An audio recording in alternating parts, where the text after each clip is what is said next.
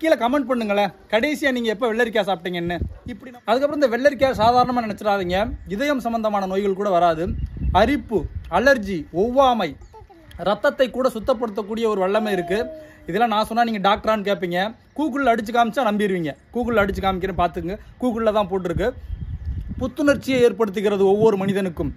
புற்றுநோயை கூட வரவிடாமல் தடுக்கக்கூடிய வல்லமை இருக்கு. இதை என்ன பண்ணணும்னா ஜூஸ் எடுத்து இந்த புற்றுநோயாளிகளுக்கெல்லாம் அதிகமாக கொடுக்குறாங்க. இதையும் நெல்லிக்காய் சாறையும் கலந்து கொடுக்கிறார்கள். போடக்கூடிய சாதாரண காயாக நினைத்தது தான் மக்கள் செய்த மிகப்பெரிய குற்றம். வெள்ளரிக்காயில் என்னென்ன சத்துக்கள் இருக்கிறது அடித்து பார்த்துட்டு அதுக்கப்புறம் நீங்கள் பயன்படுத்த ஆரம்பிங்க. இந்த வெள்ளரிக்காய் விளம்பரத்தை தயவு செய்து அனைவருக்கும் பகிருங்கள்.